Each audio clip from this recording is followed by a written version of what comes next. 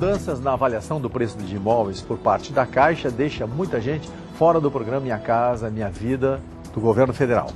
Hoje no programa você vai saber também quais os passos para montar uma empresa de sucesso.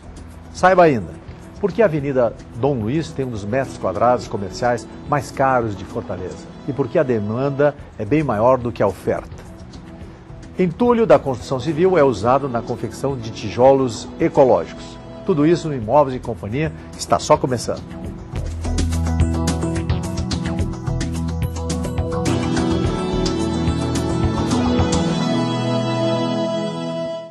Ter uma empresa de sucesso é o que almeja muita gente.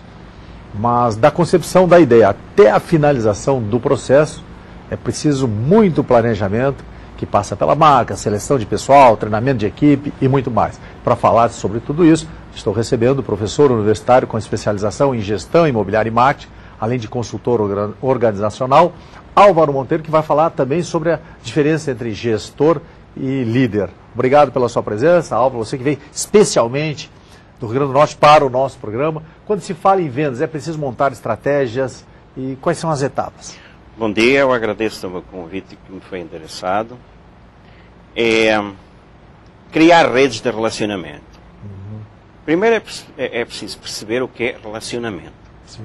O que é que a empresa pretende alcançar com relacionamento. O relacionamento começa inicialmente dentro, certo? Você só consegue ter um exterior de relacionamento com o cliente se você tiver um bom relacionamento interno. Eu não acredito que não haja, digamos, um bom relacionamento exterior quando as pessoas não se identificam, okay, e os seus perfis andam em constante guerra. Certo. Okay? Agora é o seguinte, se você tiver um relacionamento perfeito, harmonioso, holístico, você consegue no mercado, com os seus clientes, você ter um relacionamento também perfeito, com a mesma condição. Você consegue reproduzir. Exatamente. Porque você tem essência, tem a própria estrutura envolvida com aqueles procedimentos. Todo um envolvimento saudável, sim, okay, ele transparece posterior. Okay? Toda uma alegria, okay? Ele vai transparecer posterior, em jeito, digamos, de satisfação de um serviço. Se você não satisfaz bem o seu cliente interno, se você não tem um bom relacionamento, é impossível, nunca, jamais irá acontecer a 110% do relacionamento no exterior. Agora, quais são as etapas, assim? Hoje em dia, provavelmente, muitas empresas estão aí trabalhando, tentando sair de alguma dificuldade, ou algumas um pouco melhor, um pouco pior, mas muitas empresas chegando ao mercado, não só ao mercado imobiliário, bem como junto à economia, e muita gente nova saindo das faculdades, ou muita gente se aposentando de atividades públicas, enfim, banco, universidade, e montando, né? O que leva ao sucesso de uma empresa? A pergunta aparentemente parece muito simples, mas todo mundo anda atrás disso. Não faz muito sentido. Como é que esse sucesso foi alcançado? Foi alcançado com as pessoas, foi alcançado com as pessoas vivendo um determinado clima. Como é que foi construído esse clima para se chegar, digamos, a essa agradabilidade, a esse bater de palmas? Nós hoje estamos bem. Como é que o alcançamos? Isso é a primeira, digamos, questão que se coloca. Se a resposta for favorável, segue em frente.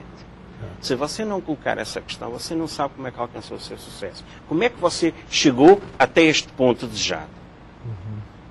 Quais são as etapas que você diria para o sucesso de uma empresa? Como é que as pessoas encararam o seu passado? Sim. Okay? Porque você vai chegar, digamos, a um determinado ponto de satisfação. Tivemos etapas, certo? Como é que nós nascemos? Como é que nós fomos evoluindo? Que ciclos? Ao longo, digamos, desses ciclos que você, enfim, passou até chegar a esse ponto desejado, houve ali, digamos, nesses espaços, nesses intervalos, algumas incertezas. Como é que elas foram ultrapassadas? Para tudo é necessário. Tem exemplo, fazendo uma analogia, como é que você chegou até à cura? Quem é que teve pelo caminho que o pudesse ajudar? Como é que você foi ajudado? Como é que você ultrapassou os desafios? Como é que você ultrapassou, digamos, os pontos críticos? Okay? Como é que entusiasmou a equipa? Ok? Tudo isso são fases de análise em que cada resposta você tem que ter sempre uma positiva. Correto? Se não tiver uma positiva, você vai perceber porque é que nós ficámos para trás. Porque é que nós não tivemos tanto sucesso naquela hora nós introduzirmos uma alternativa. Okay? É isso que precisa se perceber. O que acontece muitas vezes é que as pessoas não vão a fundo nas questões. Correto? Então passam para a fase seguinte. E lá mais na frente ficou muita coisa no desconhecido, que não vai contribuir para ela passar depois para uma fase ainda mais exigente. Empresas que no passado, enfim, foram testadas com imensas crises, elas conseguiram ultrapassar. Porquê? Porque só avançaram para a fase seguinte quando foram buscar a resposta porque é que nós não conseguimos dar o passo para a frente. Certo? Isso é importante para se chegar ao ponto desejado e perceber, nós ultrapassámos tudo, o que é que encontramos pelo caminho, os desafios, como é que foram ultrapassados. Agora é o seguinte, guarde isso bem guardado, porque um dia ele pode ser necessário. O que as pessoas hoje levam as coisas de uma forma muito técnica. Okay? O que nós temos que levar hoje é as formas também de uma forma emocional. Nesse aspecto, por exemplo, o gestor, ele tem que ser um líder, porque muitas pessoas, apesar de ser donos de empresa, não conseguem transformar aquela propriedade da empresa numa liderança. Muitas vezes é uma liderança no sentido mais positivo, né? Uma liderança participativa, simpática, enfim, que motive os seus funcionários. Qual é a diferença do gestor para o líder? É assim, líder liga forçosamente, não tem que estar a gerir a empresa. O líder é o comandante de um conjunto de vontades, ok? Rodeando-se das pessoas certas, okay? Ele consegue pôr a empresa a mexer. Aí é que tem que ter bons gestores. O líder está lá, nem que esteja de braços cruzados, mas ele está vigiando. Okay? Ele está passando estímulo, ele está incentivando, certo? Ele está disponível para ajudar as pessoas na hora em que elas precisam, digamos, dessa ajuda. Para isso, para gerir a empresa, estão lá os gestores. Certo? O líder é o comandante, ok? De uma divisão que tem que subir uma determinada colina, correto? Para isso estão lá, digamos, os oficiais subalternos, os oficiais superiores. Agora, numa empresa, vamos dizer, que está nos assistindo, né? Assim, de uma forma rápida, o que a empresa não deve fazer para ter sucesso? Assim, quais são os principais erros que uma empresa, que você é um consultor de renome aí, trabalhando em todo o Brasil, o que uma empresa não pode fazer? Os erros principais. Rapaz, tem a empresa... um principal, que eu digo, desconsiderar seus funcionários. Nunca deve desconsiderar os seus funcionários. Se você quer tomar determinada colina, e eu peço desculpa, digamos, a todo um palavreado militar, se quer tomar uma determinada colina, como é que você vai tomá-la? Se tiver motivadas as suas tropas, correto? Então motive os seus funcionários. Porque a partir daí você tem condição para chegar a todo o canto. Agora, nunca cometam esse erro. De quê? De maltratar? Exatamente. Porque você pode ter as ferramentas todas de trabalho, você pode ter a empresa, digamos, superlotada de equipamento. Você pode ter imóveis, okay, que cheguem até à porta, ok, num banco de dados. Mas se você tiver a sua equipa de corretores desmotivados, você consegue fazer alguma coisa? Não consegue, pois não.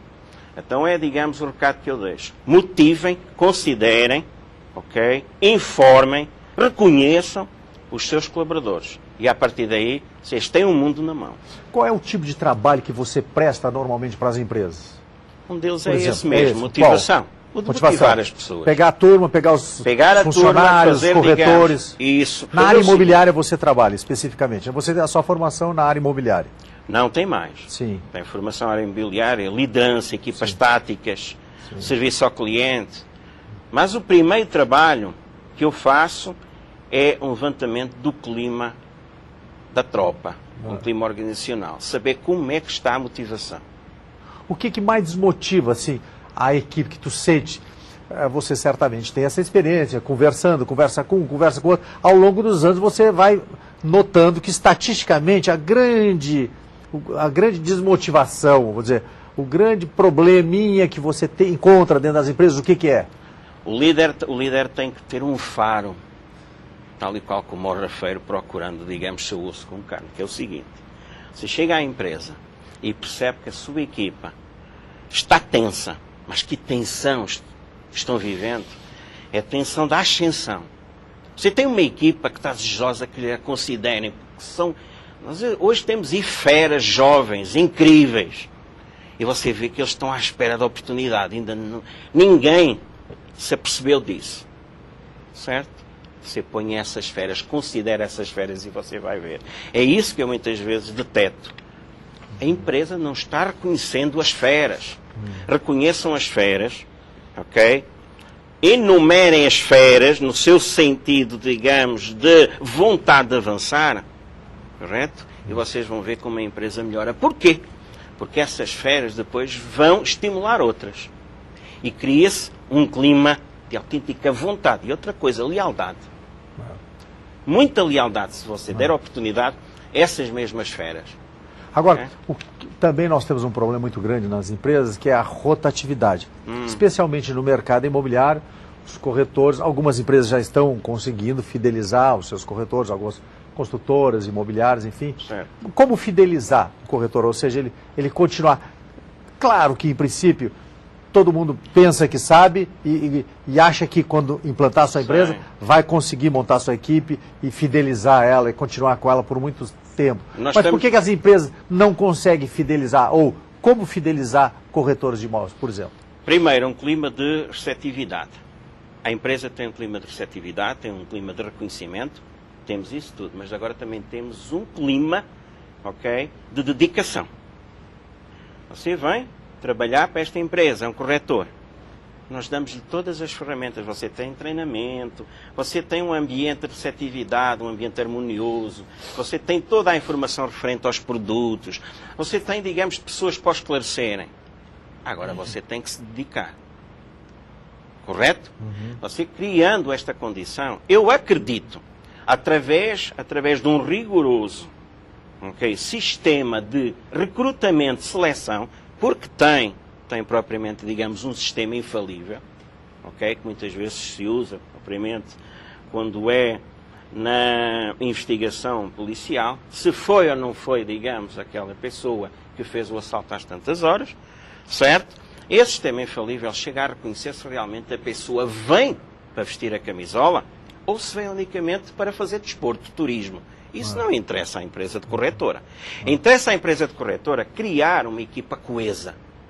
Que cada elemento que entra seja uma parte do outro. Aliás, seja uma parte de todos. Nós temos que criar, digamos, uma corrente. E cada elo se encaixa verdadeiramente. A própria solda, humana, ela é natural.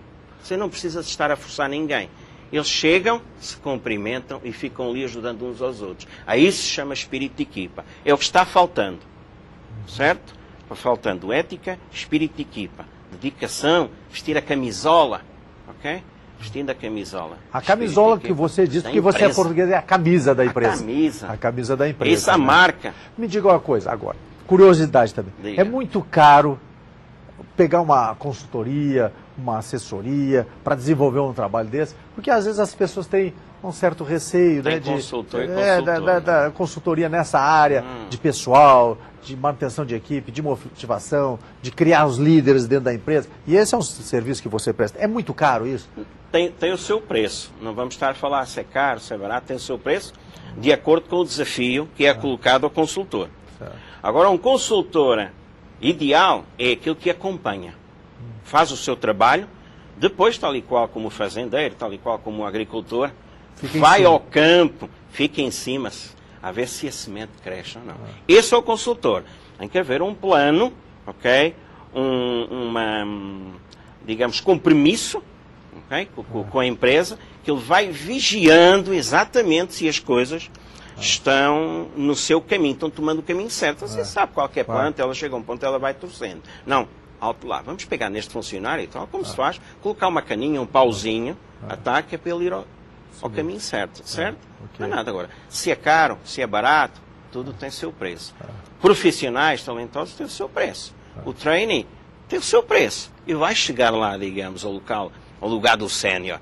Já tem um preço, digamos, e é reconhecido, ok? Ele é reconhecido pelo mercado e o mercado aceita esse preço. Não, é bom. Chegou à empresa, fez um excelente trabalho. Agora, claro, é evidente, tem que haver sempre depois um acompanhamento. Isso, para ver se realmente as coisas dão... Bom, você que dá consultoria em todo o Brasil, tem uma super equipe e demonstrou seu interesse em trabalhar também no mercado imobiliário, aqui de Fortaleza, para a construtora, para as imobiliárias. Deixe seu telefone, seu site, seu e-mail, alguém que está nos assistindo e queira um contato com você, queira bater um papo, abrir um caminho, um canal de comunicação, diga aí. Tão fácil, digamos, aliás, já deu para perceber durante a entrevista a vontade que eu tenho e o espírito de interajuda que eu posso disponibilizar para as pessoas. O seguinte, meu site é o www.alvaremonteiro-postense.com.br. Indo ao site, podem deixar mensagem, ok? Que eu entrarei em contacto via e-mail.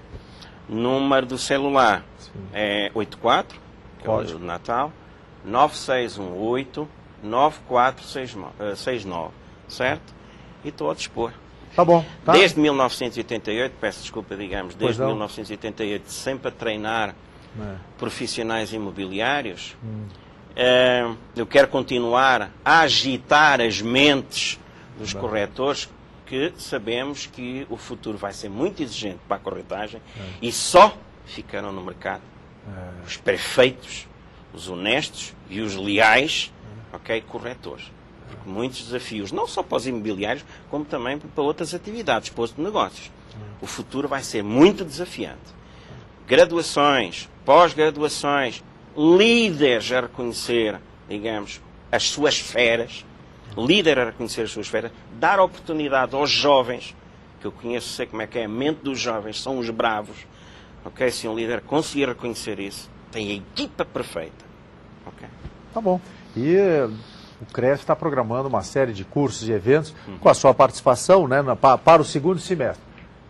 Nos próximos programas a gente traz essas boas notícias e no próximo bloco a gente conversa sobre os entraves do Minha Casa Minha Vida. É já já.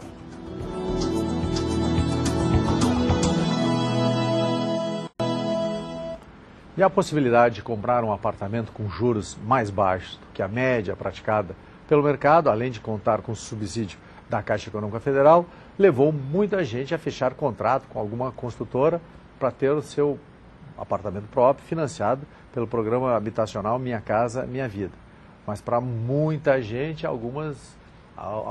os benefícios, né, ficaram só nas promessas. Nós estamos com a Janete, que ela é uma das coordenadoras do programa Minha Casa Minha Vida da Caixa Econômica Federal, né, Janete? Isso. E vai nos ajudar aqui para tirar algumas dúvidas. É diretora de habitação da Caixa Econômica Federal. E, Janete, nós recebemos um e-mail dos vários que nós recebemos aqui, todos os programas, graças a Deus, e diz o seguinte: fiquei sabendo o tema do programa e gostaria da ajuda do seguinte questionamento. A pessoa está dizendo: comprei um apartamento na planta no ano passado, o valor era de R$136 mil. Pagamos para a construtora, a parte dela, mais ou menos R$50 mil, está dizendo no e-mail da pessoa. E ficamos esperando para ser chamados na Caixa para financiar o restante, né? Pelos cálculos da época, eu tinha direito a subsídio do programa Minha Casa Minha Vida de R$5 mil.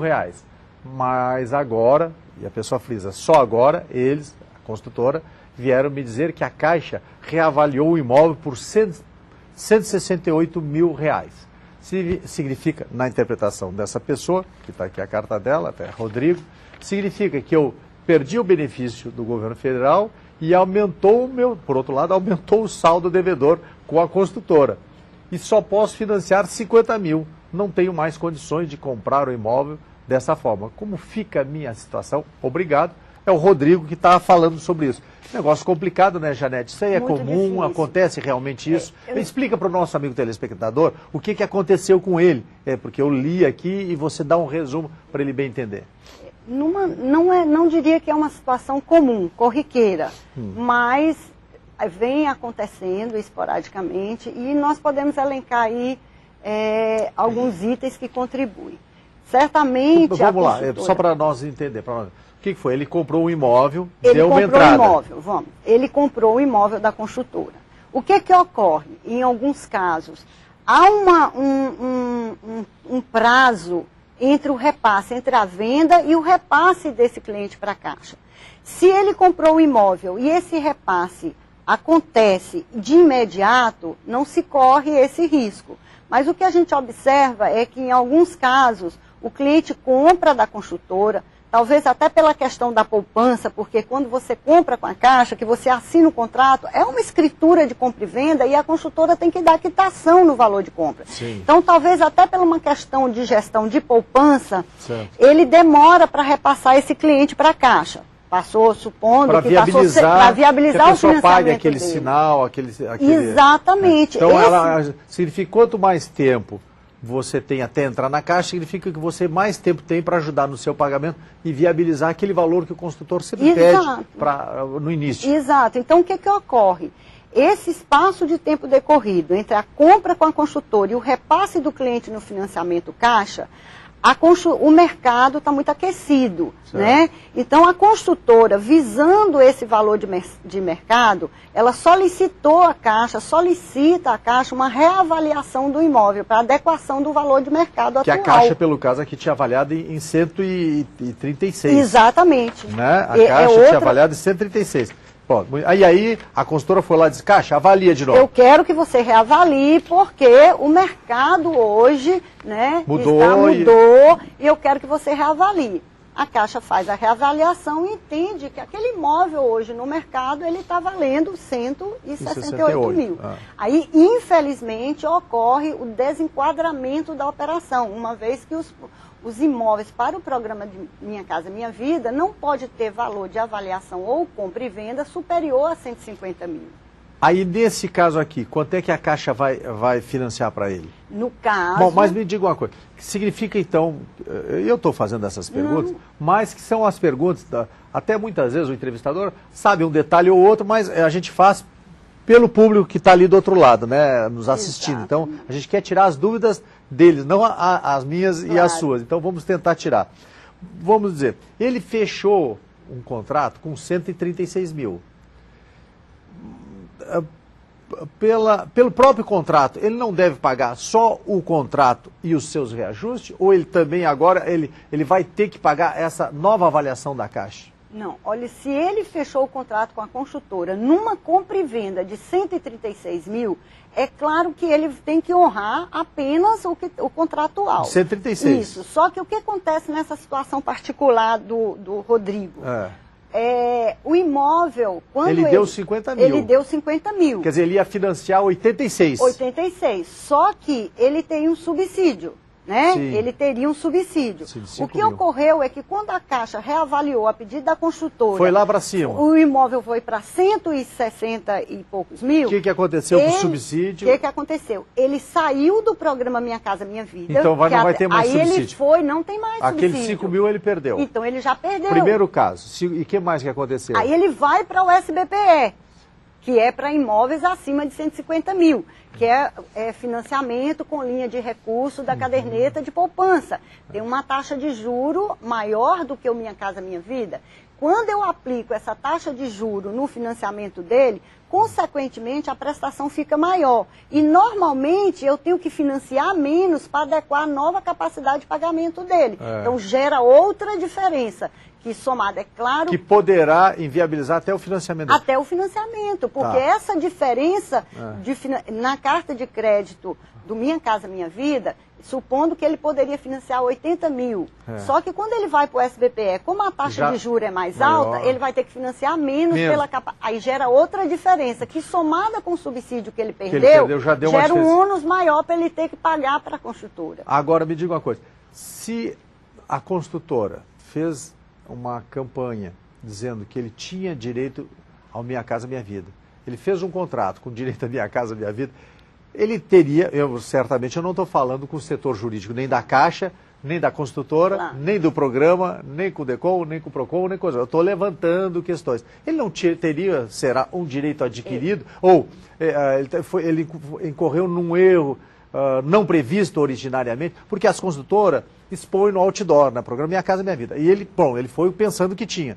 foi no stand, como de fato ele tinha. Assinou um contrato, como de fato ele tinha. E lá pelas tantas, diz, não, agora o mercado mudou, você assinou um contrato, mas não está mais valendo. Agora você não tem mais. Será que não tem? Eu não estou querendo lhe apertar, que eu sei que esse não é o seu setor. Eu acredito, como vocês, né, nós não estamos falando em termos jurídicos, certo, mas eu acredito que ele tem, assim, seus direitos, certo, né? E certo, que na busca desses direitos ele deverá conversar com a consultora, tentar administrativamente alguma solução. O fato é que na Caixa nós realmente ficamos impossibilitados de manter essa condição de contratação prevista inicialmente com a consultora, porque nós somos executores dos programas. Nós temos normas e diretrizes que a gente não pode quebrar, se afastar dela, não pode se afastar, Agora, é tudo lei. Agora, bem, o que acontece? A Caixa tem percebido isso. E o que a gente está buscando hoje? O que nós estamos buscando hoje? A pergunta que, como o Alain diz, que não quer calar, é o seguinte: o que fazer para não cair nessa armadilha? Ou o nosso amigo telespectador, ou o próprio construtor, ou o próprio corretor, ou o próprio imobiliário. Como não cair?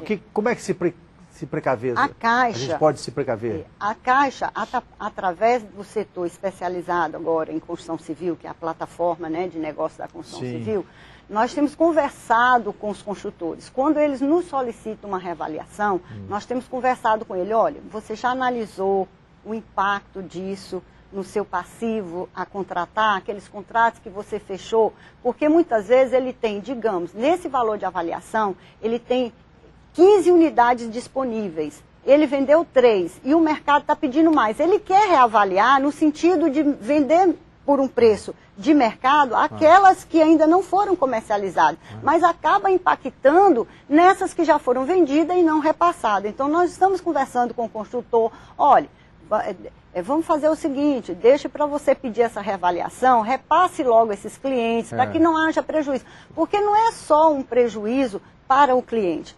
De certa forma, é um prejuízo também para todo o sistema. Para o corretor, para a imobiliária, também, para a Caixa. Porque apesar do cliente, né, ainda Olha, não... Nós estamos falando de Caixa aqui. Exatamente. Ele está pensando, as pessoas estão nos assistindo, estão pensando que a culpa é da Caixa. Exato. Ou do construtor. Quer queira ou não, nós fazemos parte do pacote, do sistema. Né? Um prejuízo para a própria imagem também da construtora. Então é um cuidado que o construtor precisa ter antes de solicitar uma reavaliação. Agora, você falou muito bem. Também o que a gente tem visto, Janete, isso nós vamos falar em outros programas, que o programa, o nosso tempo disponível para esse bate-papo era para responder essa pergunta, está terminando.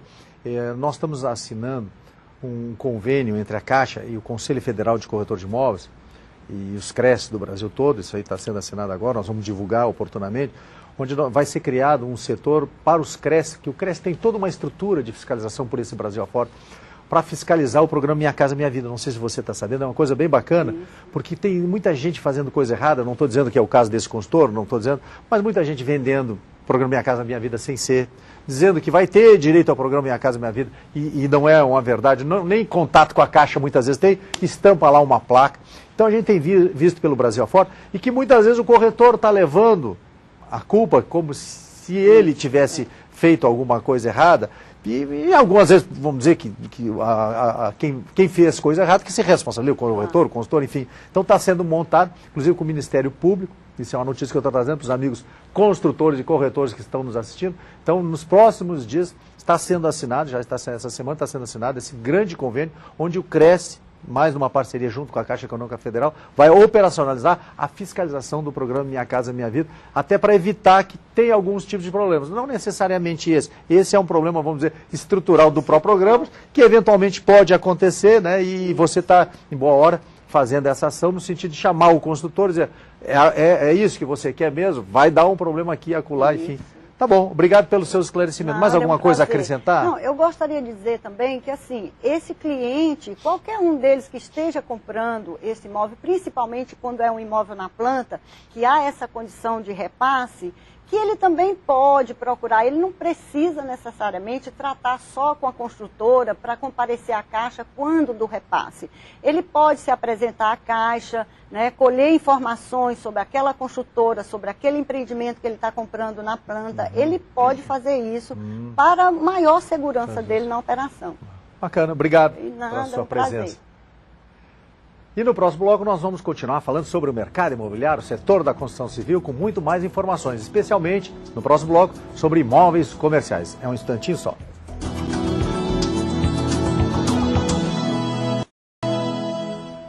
O crescimento do mercado imobiliário cearense é sentido também no segmento não residencial. Os prédios da linha empresarial se multiplicam em Fortaleza e a oferta de salas é inferior à procura. Em áreas como a Dom Luiz, o metro quadrado varia de 7 a 10 mil, até muito mais. Veja na reportagem de Mirelle Costa. A valorização dos imóveis na capital cearense só cresce. Paralelo ao crescimento residencial, a procura por salas comerciais acompanha a ascensão desse mercado. O diretor comercial dessa imobiliária ressalta o aumento da procura, tanto para compra e venda de espaços, como para locação. Vai depender do estágio que esteja a empresa ou o profissional liberar. Se ele já tem um pouco mais de recurso para investir, de dar um sinal ou da compra realmente à vista do imóvel, ele parte para a compra. Às vezes quando a pessoa está começando a montar o seu negócio, ainda está na área inicial, com seu sócio ou sozinho, aí realmente parte para o aluguel, que é mais fácil, a mobilidade e bem mais barato. Entre os locais mais procurados para salas e lojas estão os bairros Aldeota, Meireles e Fátima. E não é qualquer salinha não. O conforto e o luxo oferecido a quem adquire um residencial está sendo exigido também para empreendimentos comerciais. Então os escritórios, as grandes empresas, né, querem estar nas melhores localizações de Fortaleza. Grandes avenidas, de grande corredor comercial, às vezes se coloca propaganda nas fachadas, então isso chama com certeza a atenção das empresas. Essa construtora resolveu unir a valorização imobiliária da Aldeota com a mais nova tendência de mercado, a preocupação ambiental. Esse condomínio ainda está sendo erguido, mas metade das unidades já foram vendidas. É o primeiro prédio verde comercial do Nordeste. Para quem não sabe, a Avenida Dom Luiz, considerada a Oscar Freire de Fortaleza, tem o metro quadrado comercial mais caro da cidade. É lá onde estão instaladas grandes empresas como essa franquia imobiliária. A Dom Luiz a gente entende que é o principal corredor empresarial da cidade de Fortaleza, né? A gente considera a Oscar Freire a junção da Oscar Freire e da Avenida Paulista, né? Grandes empresas, grifes nacionais de marcas nacionais e internacionais também optam por estar se instalando nesse corredor. O aluguel de uma sala comercial nesse prédio não sai por menos de R$1.000. E para adquirir o empresário deve desembolsar de 150 a 200 mil reais por uma sala de 30 metros quadrados. Para o gerente executivo que está aqui desde o início do ano, a escolha do local trouxe muitos benefícios para a empresa. A facilidade de acesso, né? Quando os nossos clientes, os candidatos às franquias nos procuram, quando a gente fala que está no Pátio Dom Luiz, que hoje eu considero, devido à sua localização, é o principal prédio empresarial de Fortaleza, automaticamente eles identificam o nosso local. Quando a gente identifica que é na Avenida Dom Luiz, próximo às outras principais avenidas também da cidade, ele já torna uma facilidade de acesso, né, e facilita também a logística de comunicação e de chegada ao destino na Remax. E para falar mais sobre esse aquecimento e o investimento das consultoras imobiliárias na área comercial, eu estou recebendo Luciano Cavalcante Neto, que é diretor da Luciano Cavalcante Imóveis. Então, Luciano, por que investir em imóveis comerciais? Agora, antes, você tem alguma estatística dessa evolução do mercado imobiliário, das salas comerciais, das lojas, aqui na Grande Aldeota, enfim?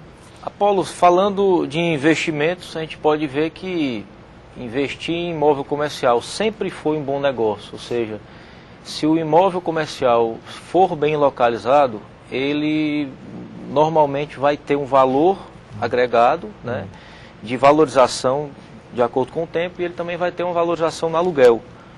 Hoje, Fortaleza, como uma grande metrópole, existem várias avenidas muito comerciais que a cada dia que passa, ao longo dos tempos, você vai tendo uma redução no número de unidades ali. Então, assim, é uma coisa normal do mercado. Agora, hoje está faltando imóveis comerciais, não está? Porque justamente por isso. Há pouco tempo atrás a gente tinha um bom número, né?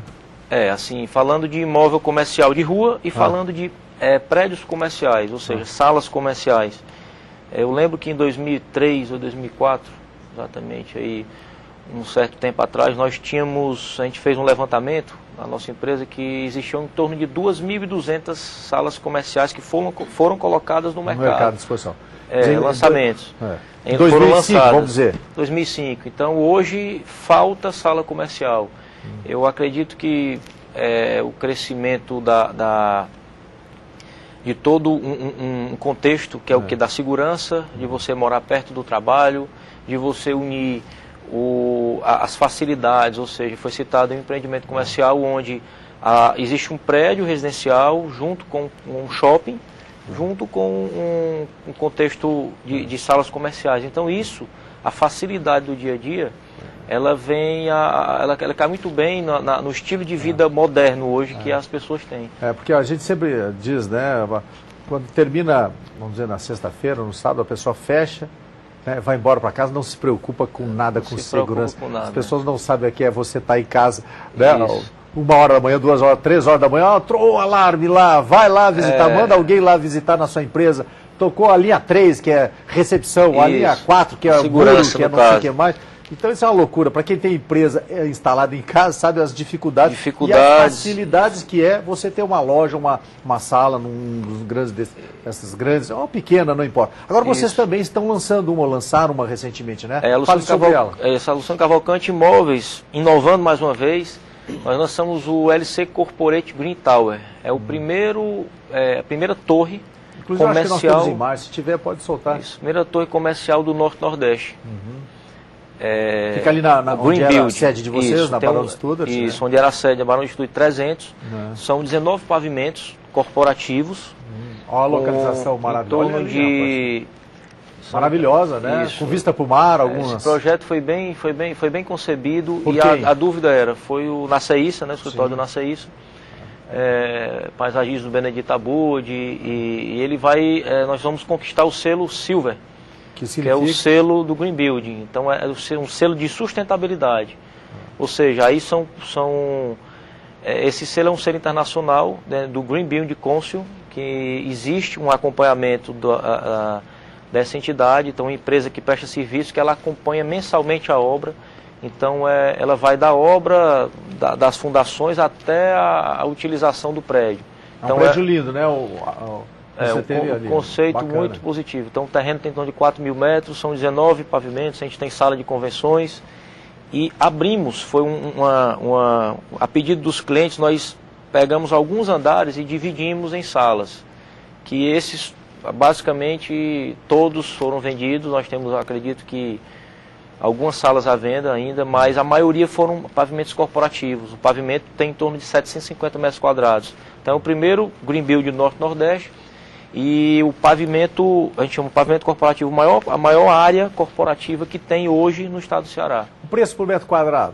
Hoje, nós temos salas que vão de R$ 7.850 até R$ 8.300.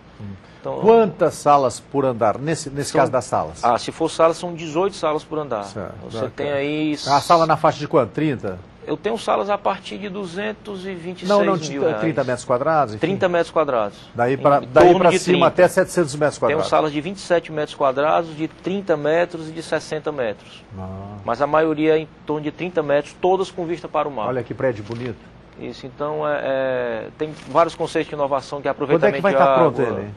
Esse prédio estamos entregando, acredito, até o final de 2013. Em torno de 24 meses aí. Tem outros projetos em vista, Luciano? Comerciais. Nós estamos estudando outro prédio comercial também aqui em Fortaleza. Lançaremos em Teresina um prédio comercial também.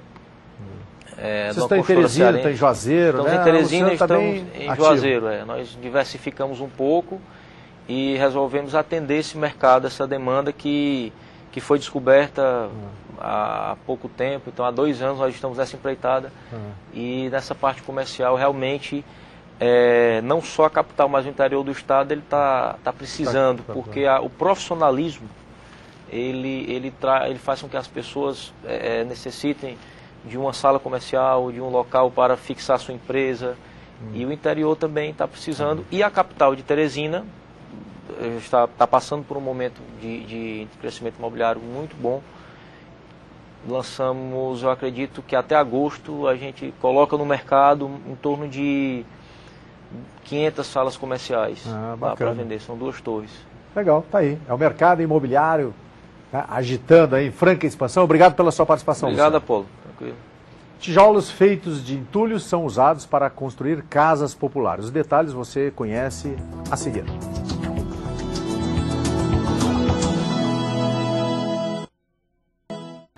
Fortaleza descarta até 1.000 toneladas de entulhos todos os dias. Parte deste material tem sido usado pela Prefeitura para construir tijolos ecológicos. E até um conjunto habitacional foi construído com os tijolos feitos de entulho. Para falar sobre esta boa iniciativa, eu converso com o secretário da Habitafor, Roberto Gomes. Como surgiu a ideia de usar os tijolos reciclados nas 20 casas duplex do conjunto habitacional Anita Garibaldi? É isso? Acho que a primeira grande questão é que as grandes cidades têm a questão do lixo, né, da produção de entulhos, fruto da construção civil, como um grande desafio de reciclá-los, né? As grandes cidades, as grandes metrópoles do mundo fazem, portanto, essa discussão, e inclusive algumas já desenvolvem projetos de reciclagem, como foi o caso aí do Anita Garibaldi. Em Fortaleza, nós estamos ainda iniciando esse processo. Tanto é que o Anita é um projeto piloto, foram 20... Inclusive estão com algumas imagens aí, pode falar. Exatamente. O Anita, é um conjunto piloto, nós desenvolvemos aí 20 unidades habitacionais, tá certo? A inovação desse projeto é que o produto de reciclagem que produz aí os tijolos, tá certo? Tem uma qualidade de preservação acústica do ambiente, tá certo? Inclusive da própria questão da temperatura interna, tá certo? Dos imóveis, é muito mais agradável, tá certo? E visualmente também, tá certo? É mais bonito, inclusive, do que o tijolo tradicional. E os moradores aprovaram? Olha, a gente faz um acompanhamento permanente lá no conjunto, né? E a fala da comunidade, a fala das 20 famílias que ganharam os imóveis pela prefeitura é a melhor possível, tá certo? Agora, o desafio é que a gente possa ter mais iniciativas nesse sentido. Vocês estão pensando nisso? Estão pensando em ampliar e partir para outros conjuntos, enfim? Olha, inclusive isso é uma discussão que cabe, tá certo, a ser dividida, partilhada com as empresas da construção civil, com as construtoras. São poucas as empresas no país que têm esse formato construtivo de tijolos ecológicos. Aqui, inclusive, nós só temos uma empresa recicladora, tá certo? Portanto, também é um desafio aí técnico para as construtoras. O que falta, vamos dizer, para elas se entusiasmarem? Eu acho que falta escala de produção. Tem essa questão inclusive o Anita ele é de 2008, né? Sim. Então por que nós não realizamos depois de 2008 nenhuma nova experiência? Exatamente por essa questão da escala de produção, né?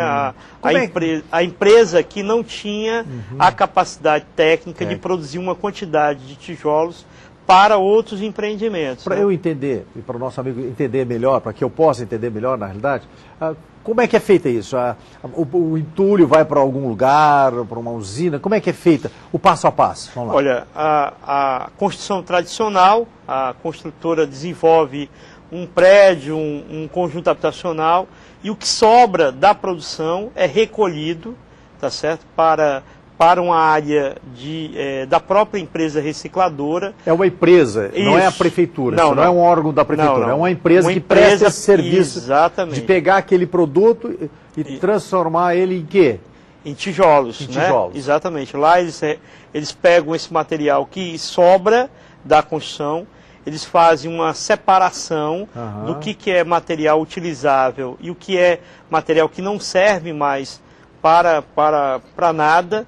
Tá certo? E a partir daí se faz toda a escala de produção para a produção dos tijolos. 2 componentes aí. A primeira questão é que a reutilização é uma coisa boa, mas o custo é compatível com o mercado ou não? Me parece, tá certo? Inclusive pela nossa experiência no próprio Anita, o custo unidade tá certo? O custo por unidade habitacional, ele cai, tá certo? Em torno de 20% a 30%. E a qualidade do material é boa? A qualidade do material é boa. Essa é uma experiência piloto, né? Na nossa experiência, tá certo? A resistência do material é adequado, tá certo? A própria preservação do tijolo também é adequado. Agora nós estamos ainda com 2 anos, 3 anos ainda de construção, né? Então tem que esperar um pouco mais para poder ter essa avaliação mais global. Agora o desafio é das construtoras, tá certo? A prefeitura tem se colocado à disposição, inclusive temos dialogado com várias construtoras. Né? Para mostrar que a coisa funciona e que pode funcionar. E é muito bonito. É bonito, né? E qualidade, como você disse. Boa qualidade, a questão acústica, a questão de temperatura do imóvel, de ser um imóvel mais arejado, tá certo? Visualmente, tá certo? As famílias acharam adequadas essa utilização. Bom, aproveitando a sua passada rapidamente, como é que está o programa Minha Casa Minha Vida no âmbito da prefeitura, que estava parado, passou esse tempo todo parado, a questão de áreas, enfim, como é que está hoje, em breves palavras? Está indo? Olha, já deslanchou? Nós temos 3.100 imóveis em construção aqui em Fortaleza. Estamos negociando com o Ministério das Cidades uma nova meta de unidades habitacionais do Minha Casa Minha Vida para a cidade de Fortaleza. Devemos estar lançando, inclusive agora, no mês de junho, um edital público lançando terrenos da própria prefeitura para a construção de conjuntos habitacionais. Isso é bacana, isso é uma iniciativa bacana, porque nesse padrão não tem terreno, não existe terreno no mercado. A prefeitura disponibilizando o terreno, lançando esses editais, vai viabilizar, não? E a nossa capacidade, a capacidade desses terrenos é em torno de 5 a 6 mil unidades habitacionais. Aí é uma saída. Fortalece esse processo do Minha Casa Minha Vida, com certeza. Bacana. E os demais segmentos do Habitafor, como é que está? Olha, a Habitafor trabalha com regularização fundiária, com produção habitacional e com melhorias habitacionais. Nós devemos estar entregando agora, no mês de junho, o primeiro conjunto do projeto Vila do Mar, tá certo? Que são 264 unidades habitacionais ali na Francisco Sá. O desafio, inclusive, nosso é entregar parte da via marítima, em torno de 2 quilômetros da via marítima. Temos outros empreendimentos aí em execução, inclusive um com uma relação muito próxima com a Copa do Mundo, que é a urbanização ali do rio Maranguapinho, próximo ali ao Castelão, inclusive com a construção de 816 unidades habitacionais. Portanto, estamos avançando na política habitacional aqui em Fortaleza. Tá bom, obrigado e sucesso lá nessa empreitada, que é muito difícil a política habitacional numa cidade como Fortaleza. Fortaleza tem atualmente cerca de 9.500 corretores inscritos e muitos ativos espalhados por os bairros da capital. Com o objetivo de fortalecer a categoria, além de descentralizar as ações do CRES, o Conselho Regional de Corretores de Imóveis do Ceará diplomou cerca de 70 corretores que vão representar o Conselho nos bairros. Veja na reportagem de Mirelle Costa. O programa Representantes do Cresce nos Bairros tem como um dos objetivos fortalecer a importância dos corretores de imóveis. Juntos, eles têm o papel de criticar, dar sugestões e levar as demandas dos corretores para o Conselho. Marcelino Silva é o coordenador do programa. Depois desse primeiro encontro, irão surgir encontros mensais, bimensais, para cada um definir as suas linhas de ações e o CRES, por sua vez, melhorar toda a qualidade na gestão. Ao todo, Fortaleza terá 72 representantes. Emanuel Mourão é um deles. Corretor há 7 anos, já são 3 anos só no Conjunto Ceará. Ele acredita que o trabalho vai trazer benefícios aos moradores do bairro. Bom, a minha apresentação seria aproximar os corretores, né, do bairro e para o CRES. Aproximado, né, atuar na parte de fiscalização de falsos corretores, né, que venham a incidir processos, tudo relacionado à fiscalização.